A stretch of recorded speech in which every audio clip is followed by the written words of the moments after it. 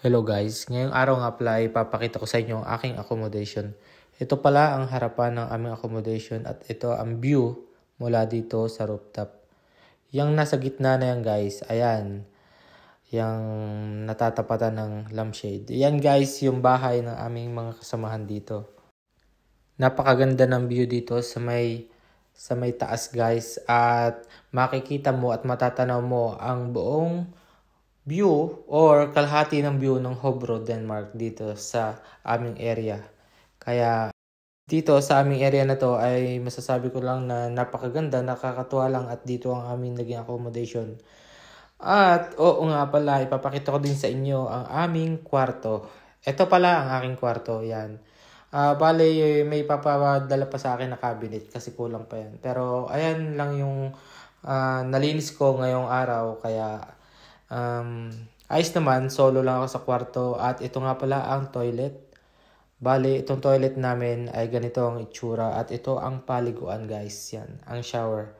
Wala lang kaming bathtub pero okay din, hindi rin naman ako nagbabathtub at ang aming washing machine ayan din at mayroon din bintana dito na matatanaw din yung view mula sa labas at pwede rin ikawang para maging ventilation ng inyong CR. At oo nga pala, bale, punta naman tayo at dumako tayo sa may kusina. Oops! Ayan na, madilim. Bale, buhayin na natin yung ilaw. At nakalimutan ko nga palang isara at patayin yung ilaw doon sa may CR.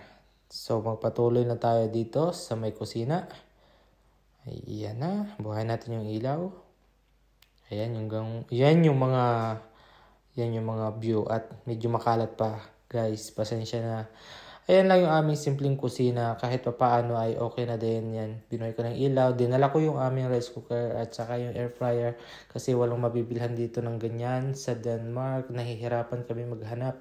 So, ayun nga, yung aming fridge, ang aming ref, medyo ayos din, maluwag at maraming space at lagayan. Patay natin yung ilaw dito. At pasok naman tayo dito sa kwarto ng aking kasama. Ito nga pala. Bale, yan yung view dito sa labas. At ito ang aming kwarto ng aming kasama. So, tara na. Pasok na tayo guys. Ayan, nakahiga ang aking tropa. So, pakipakita ko lang sa inyo kung gaano yung kaluwag yung kanyang kwarto dito at ano yung mga nakalagay. Simple lang naman yung kwarto nyo guys. Bale, ito lang. May cabinet, may higaan, may ilang lamesang maliit. At ito, may isa pang washing dito. Ito ang aming pinaka-hallway dito. Maliit lang naman. At ayun nga. Bale, pasukin ulit natin. Papakita ko sa inyo nung malapitan yung kanyang kwarto. Ayan. Ganyan lang yung kwarto niya. At ito, dito kami minsan kumakain sa lamesa na to. At meron pang printer na nakalagay. Hindi namin alam kung kanino pero amin na rin yan kasi wala namang iba nakatira dito. Ayan, may balcony kami dito maliit lang. At itong balcony na to ay pag nalinis namin ay pwede matambayan lalo na kung summer. At ayan, yan lang naman guys yung aming accommodation. Napakasimple lang.